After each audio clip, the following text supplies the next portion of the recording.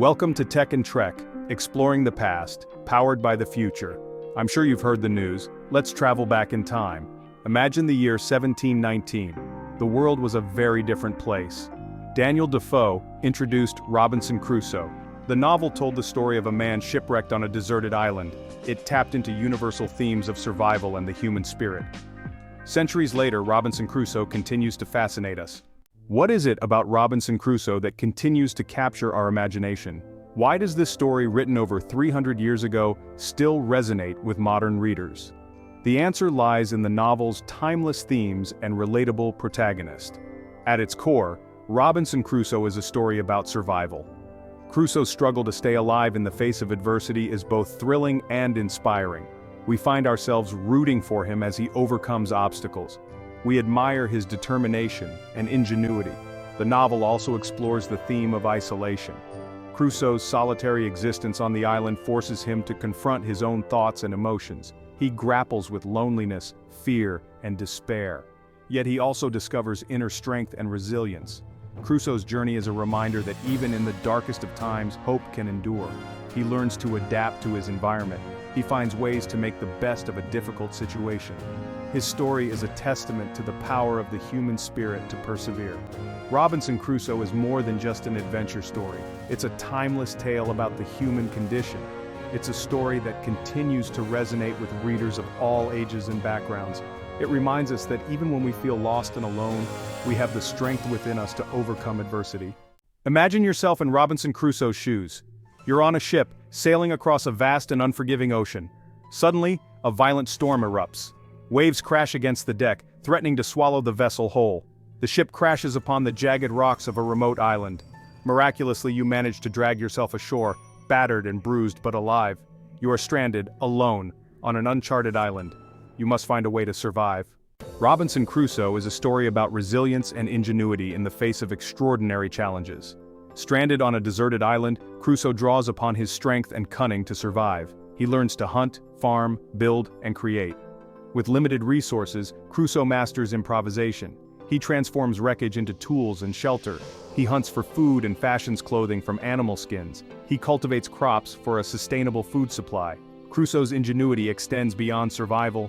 He combats isolation's psychological toll. He maintains normalcy with a daily routine. He befriends a parrot, teaching it to speak. He documents his experiences in a journal. Crusoe's resilience is tested by storms, wild animals, and illness. Yet, he never gives up hope. He believes he will be rescued one day. His determination is a testament to the human spirit. Section 5. The complexities of isolation. Robinson Crusoe delves into the psychological effects of isolation, exploring Crusoe's loneliness and struggle to maintain sanity. He reads the Bible, finding solace in its words. He documents his daily life in his journal. He talks to himself, breaking the silence. The arrival of Friday marks a turning point. Friday's presence alleviates Crusoe's loneliness. However, their relationship reflects colonial power dynamics. The call of adventure. Robinson Crusoe, a young man from York, yearns for adventure on the open sea. Ignoring his father's warnings, Crusoe sets sail for the Americas. The voyage begins smoothly, but soon leads to treacherous waters. He becomes caught in a fierce storm off the coast of Africa. The ship is battered by wind and waves, the crew clinging to life. Crusoe experiences both terror and the allure of the sea. The storm subsides, leaving Crusoe and his shipmates shaken but alive. However, his adventurous spirit remains undeterred. He embarks on another voyage, unaware it will change his life forever. A series of misfortunes. Crusoe's voyage to Guinea proves to be a series of misfortunes. His ship is attacked and captured by pirates. He endures months of grueling captivity. Crusoe seizes an opportunity to overpower his captors and escape. He is accompanied by a young Moorish boy named Zuri. They encounter a Portuguese trading ship. The captain offers them passage to Brazil. Crusoe sets foot on Brazilian soil, determined to make a new life. Driven by a restless spirit, Crusoe joins a trading expedition bound for Africa. The voyage is doomed from the start. A violent hurricane engulfs the ship. Crusoe and his shipmates battle the elements. Waves crash over the deck. The mast splinters, sending shards of wood flying. Crusoe clings to wreckage, his life flashing before his eyes. Battered and bruised, he finds himself washed ashore on a desolate island. Alone, stranded in a strange land. He must find food, water, and shelter to survive. The magnitude of Crusoe's situation sinks in as he surveys the island. Fear and loneliness grip him, threatening to overwhelm his senses. He has no tools, no weapons, no provisions, only the clothes on his back and the relentless sun beating down on him. Exhaustion overtakes him and he collapses on the beach, tears of despair mixing with the salt water stinging his wounds. He curses his adventurous spirit, his defiance of his father's warnings, the choices that have led him to this desolate fate. As darkness descends, fear takes hold. The sounds of the unknown island, the rustling of leaves, the screech of unseen creatures amplify his sense of vulnerability. He huddles in a small cave, clutching a piece of driftwood for comfort, praying for a dawn he fears may never come. But as the first rays of sunlight pierce through the darkness, a glimmer of hope flickers within him. He remembers the ship's wreckage scattered along the shore. Perhaps there, amidst the debris, he might find the tools and materials he needs to survive. With newfound determination, he sets out towards the beach. The wreckage of the ship, a stark reminder of his misfortune, becomes Crusoe's lifeline. He spends days, weeks even, scavenging for anything that might prove useful. He gathers tools, nails, canvas, rope, anything that might help him build a shelter and sustain himself. He braves the treacherous currents, diving into the depths of the wrecked hull, retrieving provisions that miraculously survived the storm. He salvages casks of biscuits, barrels of gunpowder, muskets and shot, tools that transform his desperation into a sense of cautious optimism. Each successful salvage trip fuels his determination. He constructs a makeshift raft to transport the heavier items to shore. He carefully catalogs his inventory, marveling at the bounty he has managed to retrieve from the jaws of the sea. As his stockpile grows, so too does his confidence. The island, once a symbol of his despair, begins to transform into a canvas for his resilience. He is no longer merely a survivor, he is becoming a creator, a builder, a master of his own destiny. Shelter becomes Crusoe's top priority. He needs protection from the elements and unknown dangers. He chooses an elevated plateau for a vantage point and defense against predators. Using salvaged canvas and timber, he constructs a sturdy tent. He digs a trench around it, creating a barrier against wild animals. Inside, he organizes his provisions, creating areas for food, tools, and supplies. With each passing day, Crusoe's confidence grows. He is no longer merely surviving, he is thriving. As Crusoe settles into his new reality, he takes stock of his situation, carefully documenting his experiences in a journal salvaged from the shipwreck. He lists his possessions, both meager and miraculous, a testament to the unpredictable nature of fate. He has food and water, shelter and tools, gunpowder and shot for hunting and protection. He has seeds from salvaged sacks of grain, the promise of a future harvest. He even has 2 cats and a dog that survived the shipwreck, their companionship a balm to his loneliness. But most importantly, Crusoe realizes, he has hope. He has the will to survive, the ingenuity to adapt, and the faith that one day he might escape his island prison. He may be alone, but he is not broken. He establishes a routine for himself, marking the passage of time, creating order in his isolated world. He reads his Bible, finding solace in its words, drawing strength from its message of faith and perseverance. He is determined to make the best of his situation, to turn adversity into opportunity, to find meaning in his solitude. Days melt into weeks, weeks into months, and months into years. Robinson Crusoe, once lost in a sea of despair, finds solace in the rhythm of survival. Each day brings new challenges, new opportunities to test his ingenuity and resilience. He rises with the sun, his body attuned to the island's natural clock. He tends to his most basic needs first, gathering firewood, fetching fresh water from a nearby spring, and foraging for edible plants. He has learned to identify the island's bounty, distinguishing between nourishing fruits and poisonous berries. Hunting and fishing become essential skills. He crafts snares and traps to catch small animals, his aim improving with each attempt. He fashions fishing rods from salvaged branches and hooks from sharpened bone. The sea, once his tormentor, now provides sustenance. He keeps a meticulous journal, documenting his activities, his observations of the island's flora and fauna, and his own evolving thoughts and emotions. The journal becomes his confidant, a silent witness to his triumphs and struggles. Time, once a luxury taken for granted, takes on a new dimension for Crusoe. He measures it not by the ticking of clocks but by the cycles of the sun and moon, the changing seasons, the growth and harvest of his crops. He learns to embrace the slow, deliberate pace of island life. He savors the simple pleasures, a refreshing swim in the ocean, the warmth of the sun on his skin, the taste of a ripe fruit. He observes the natural world with a keen eye, marveling at the intricate dance of life around him. He rediscovers the value of patience. He learns to wait for the right moment to plant his seeds, to harvest his crops, to hunt his prey. He understands that nature operates on its own timetable, and he must adapt to its rhythms. He uses his newfound time to reflect on his past life, his choices, his mistakes. He confronts his own mortality, his fears, his hopes. He emerges from this period of introspection a changed man, humbled by his experiences, grateful for the gift of each new day. Crusoe's relationship with the island evolves from one of fear and trepidation to one of cautious respect and even a sense of ownership. He sets about taming the wild, imposing order on the chaos. He expands his shelter, transforming his crude tent into a fortified dwelling. He builds fences to protect his crops from wild animals and birds. He constructs pens to house the goats he has captured and domesticated, ensuring a steady supply of milk and meat. He explores the island's interior, discovering hidden valleys, fertile meadows, and freshwater streams. He maps his findings, charting his own personal kingdom. He names landmarks after places and people from his past, creating a sense of familiarity in his unfamiliar surroundings. He battles the elements, enduring storms, droughts, and periods of intense heat.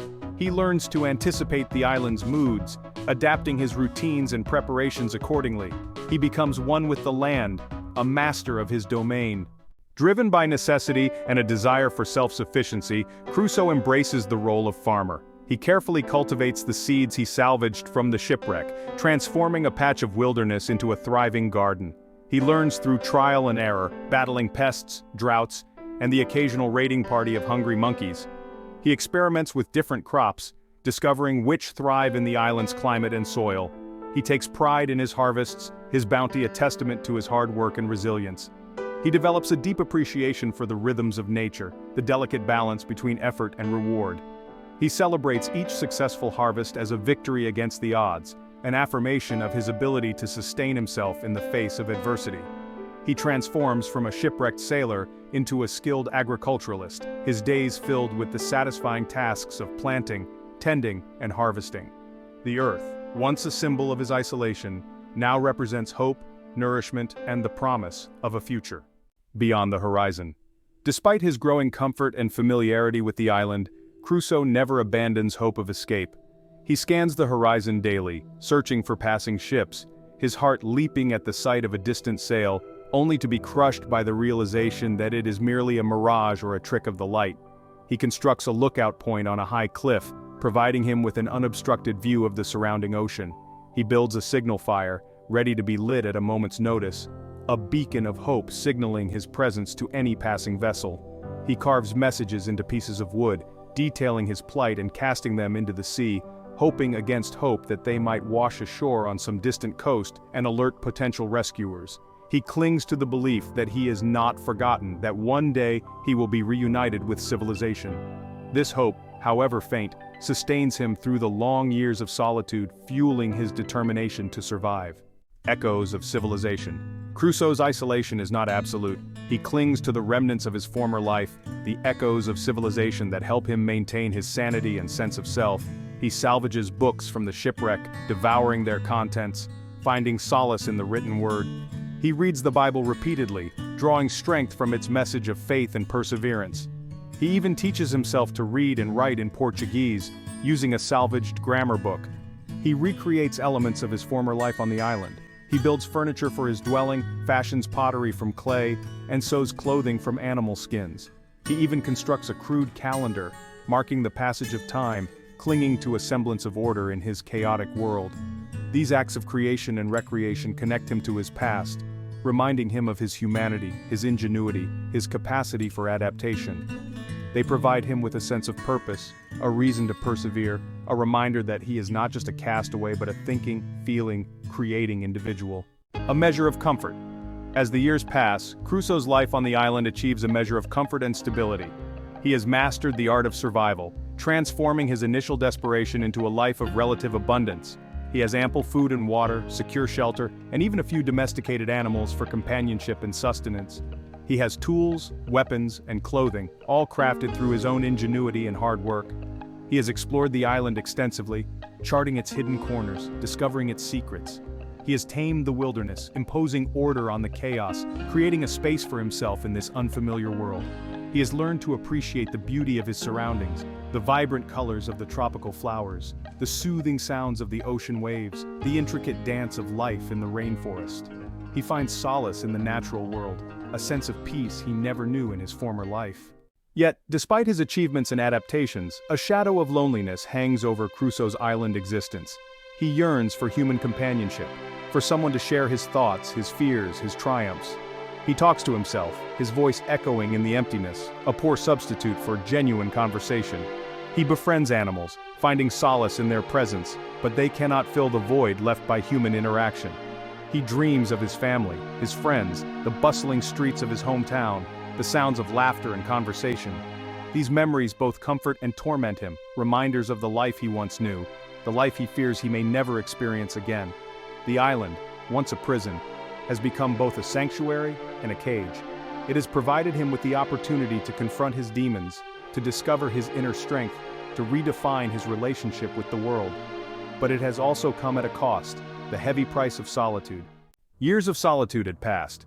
Robinson Crusoe had mastered the rhythms of the island. He was a farmer, a builder, a hunter, a survivor, but a primal fear still lingered within him. He was alone.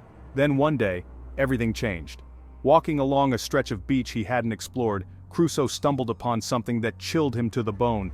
It was a footprint, not his own. This footprint was larger, clearly belonging to someone else. His mind raced with possibilities. Were there other survivors from the shipwreck? Had natives from a nearby island found their way to his shores? Or worse, were there cannibals, tales of which he'd heard from sailors' stories, lurking in the shadows? Fear warred with curiosity. He retreated to his fortified dwelling, his heart pounding in his chest. He strengthened his defenses, his mind filled with images of potential threats. The island, once his sanctuary, now felt like a dangerous wilderness. Crusoe lived in a state of heightened alert for weeks. He ventured out only when necessary, his senses on high alert. Then one night, his worst fears were confirmed. He awoke to the sounds of chanting and drums echoing across the island. Peering cautiously from his lookout point, he saw a group of natives gathered on the beach. They were preparing a feast that turned his blood cold. They had prisoners, bound and terrified. Crusoe watched in horror as the natives prepared to sacrifice two of the captives. He knew he couldn't just stand by and watch. Grabbing his musket and sword, he charged down the hill towards the beach. His surprise attack scattered the natives.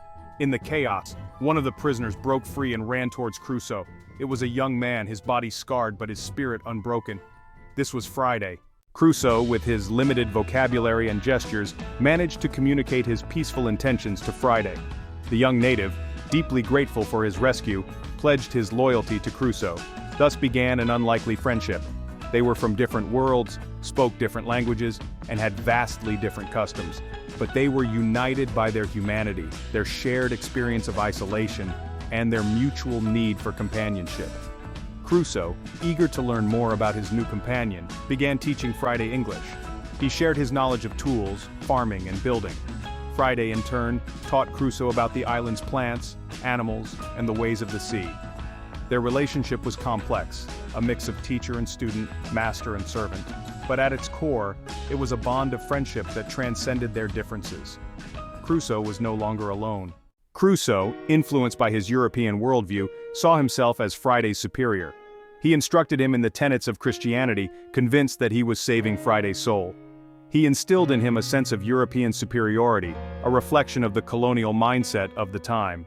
Friday, eager to please his rescuer and adapt to his new life, embraced Crusoe's teachings. He learned English quickly and converted to Christianity. He proved to be a quick learner, mastering the use of tools and firearms, becoming an invaluable companion to Crusoe. However, their power dynamic was undeniable. Crusoe held the authority. He made the decisions. Friday, though grateful and loyal, was ultimately subservient. This master-servant relationship, while seemingly natural to Crusoe, reflected the complex and often troubling power dynamics of colonialism. With Friday at his side, Crusoe's life took on a new rhythm. They worked side by side, expanding their dwelling, cultivating their crops, and hunting for food. Friday's presence eased Crusoe's loneliness, his laughter filling the once silent air. They engaged in long conversations, albeit limited by their language barrier. Crusoe regaled Friday with tales of his life in England, his adventures at sea, and the wonders of European civilization. Friday in turn shared stories of his tribe, their customs, and their beliefs. For Crusoe, Friday's presence was a bittersweet reminder of all he had lost. He yearned for his family, his home, the familiar comforts of his former life. Friday, though a source of companionship, also amplified Crusoe's longing for his own people. One day, a ship appeared on the horizon, not a figment of Crusoe's imagination, not a trick of the light, but a real ship, its sails billowing in the wind.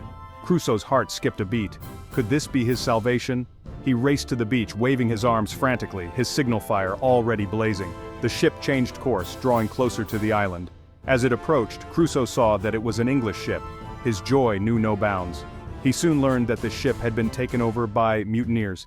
Crusoe, with Friday's help, devised a plan to overpower the mutineers and reclaim the vessel. Their plan was successful. Crusoe, after more than 2 decades of isolation, was finally free to return home. Leaving the island wasn't easy. It was the place where Crusoe had faced his greatest fears, endured unimaginable hardships, and ultimately discovered himself. It was also the place he had come to call home. He bid farewell to Friday, offering to take him back to his tribe. Friday, torn between his loyalty to Crusoe and his desire to return to his people, ultimately chose to accompany Crusoe back to England. As the ship set sail, Crusoe looked back at the island, a mix of emotions washing over him. He was leaving behind a life of solitude, but also a life of simplicity, a life lived in harmony with nature. He was returning to civilization, a world he no longer recognized, a world where he would have to relearn how to live. The weight of freedom, he realized, was heavier than he could have imagined. Robinson Crusoe wasn't just a story, it was a cultural phenomenon. But few knew the man behind the masterpiece. Daniel Defoe, born in London in 1660, was a man of many contradictions. He was a businessman, a spy, a political pamphleteer, and a prolific writer. His life was a tapestry woven with adventure, intrigue, and adversity. He experienced bankruptcy, imprisonment, and public humiliation. Yet he possessed an unyielding spirit and a keen eye for observing the human condition. Defoe's writing reflected his own experiences and the tumultuous times in which he lived. He wrote about social issues, political intrigue, and the lives of ordinary people. His writing style was direct, engaging, and surprisingly modern for its time. It was in this context that Defoe, at the age of 59, penned Robinson Crusoe.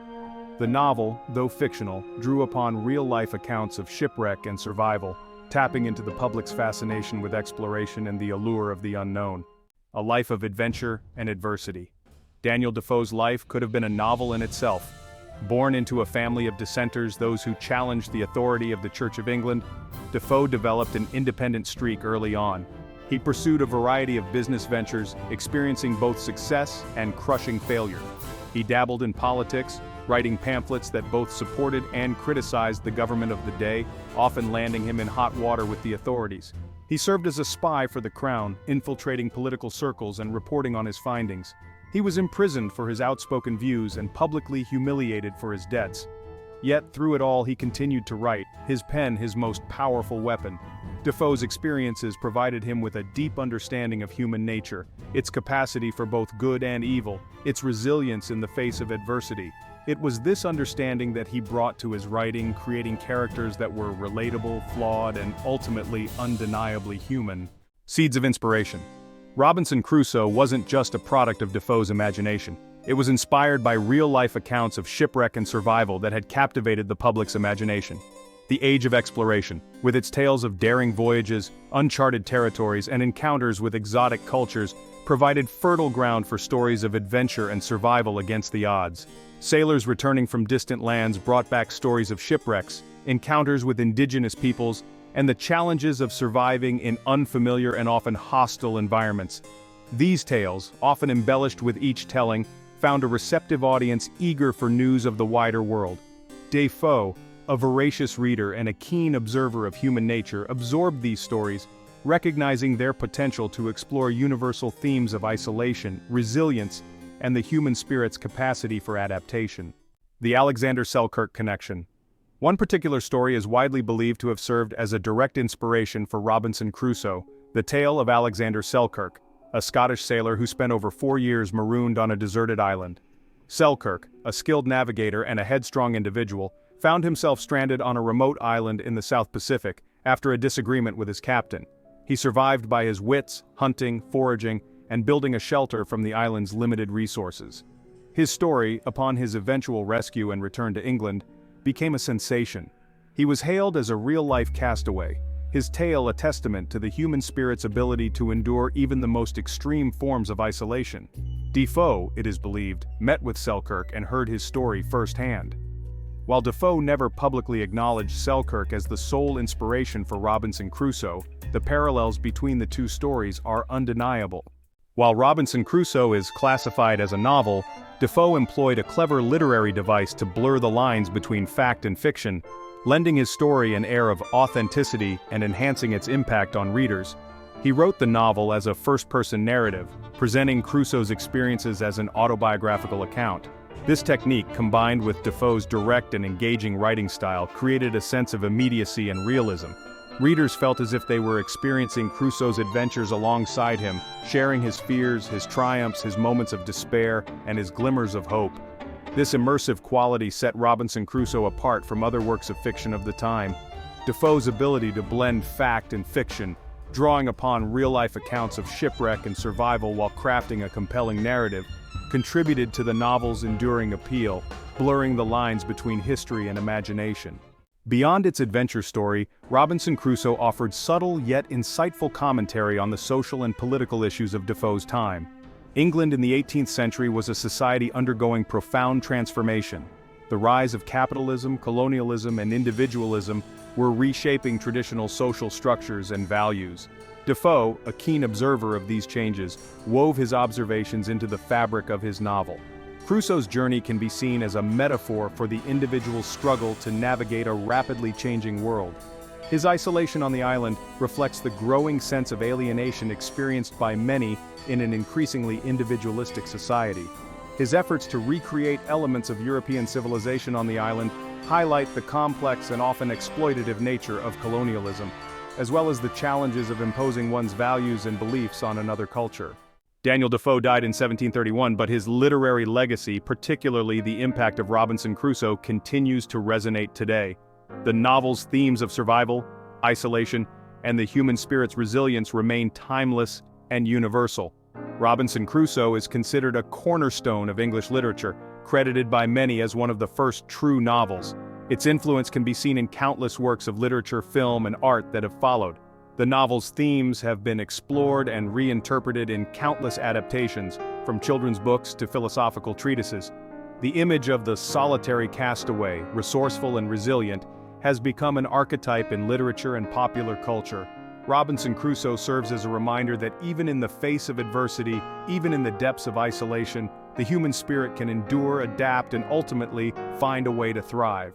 Robinson Crusoe, a tale born from a shipwrecked soul on a deserted island, sailed beyond the confines of its pages to become a beacon in the vast ocean of literature. More than just an adventure, it charted the uncharted territories of the human spirit, leaving an indelible mark on literary tradition and cultural consciousness. Defoe, with his masterful strokes of realism and allegory, gave birth to a story that transcended its time. He captured the very essence of human struggle and resilience, of our primal need for connection, and our remarkable capacity for adaptation. Crusoe's journey, though fictional, resonated with a universal truth that continues to echo through the ages. The novel's influence on the development of the novel as a literary form cannot be overstated. Defoe's use of first-person narrative, his meticulous attention to detail, and his ability to blend fact and fiction created a level of realism and psychological depth that was groundbreaking for its time. He paved the way for generations of writers who would follow in his footsteps, exploring the inner lives of their characters with newfound depth and complexity. Robinson Crusoe, the resourceful castaway, has transcended the boundaries of his fictional island to become an enduring archetype in literature, film, and popular culture. His image, often depicted as a solitary figure on a deserted beach, tools in hand, gazing towards the horizon, has become synonymous with survival, resilience, and the indomitable human spirit. The Crusoe archetype has found expression in countless works of literature, from adventure stories to philosophical novels. He is the template for characters who find themselves alone, stripped of the comforts and conventions of society, forced to confront their own mortality and the raw power of nature. This archetype extends beyond literature, finding a home in film, television, and even video games. From classic adaptations of Robinson Crusoe to survival-themed reality shows, the allure of the Castaway narrative continues to captivate audiences. The challenges faced by these modern-day Crusoes, whether real or fictional, resonate with our own anxieties about isolation, our fascination with survival, and our admiration for those who overcome adversity. The themes of Robinson Crusoe continue to resonate in modern culture, reflecting our ongoing fascination with survival, isolation, and the human relationship with nature. In an increasingly interconnected world, paradoxically marked by both globalization and a sense of individual alienation, Crusoe's journey takes on a renewed relevance.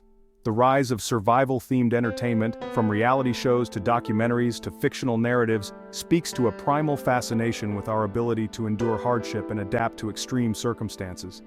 We live vicariously through the experiences of those who face nature's challenges, marveling at their ingenuity and resilience, perhaps even gleaning practical knowledge for our own lives. Moreover, Crusoe's experience of isolation resonates with a growing sense of social disconnection in the digital age. As we navigate a world increasingly mediated by technology, the longing for authentic human connection, for a sense of belonging and purpose, finds a mirror in Crusoe's solitary struggle. Beyond the surface level of adventure and survival, Robinson Crusoe grapples with timeless themes that continue to resonate with readers centuries later. It is a story about faith, despair, and the search for meaning in a world often devoid of inherent purpose. Crusoe's initial despair and subsequent embrace of faith, his struggle to reconcile his past mistakes with his newfound piety, reflect a universal human experience. His reliance on the Bible as a source of comfort and guidance speaks to the power of belief systems, even in the face of isolation and uncertainty. The novel also explores the complex relationship between man and nature. Crusoe's initial fear of the island's wilderness gives way to a grudging respect and eventual mastery of his environment. This journey from fear to dominion raises questions about our place in the natural world, our responsibility towards it, and the delicate balance between exploitation and sustainability. Robinson Crusoe, ultimately, is a story about the journey inward. Crusoe's physical isolation becomes a catalyst for introspection, forcing him to confront his own mortality, his past mistakes, and his deepest fears and aspirations. The island becomes a metaphor for the uncharted territories within each of us, the landscapes of our minds where we grapple with solitude, doubt, and the search for meaning. Crusoe's journey reminds us that true resilience lies not just in our ability to overcome external challenges, but also in our capacity to confront and ultimately reconcile with ourselves. As we close the pages of Robinson Crusoe, we are left with a profound sense of the enduring power of the human spirit. It is a story that continues to inspire, challenge, and resonate with readers across generations, reminding us that even in the face of unimaginable adversity, even in the depths of isolation, the human capacity for hope, resilience, and self-discovery can never be truly shipwrecked. Thank you for watching Tech and Trek, exploring the past, powered by the future. Don't forget to like, share, and subscribe.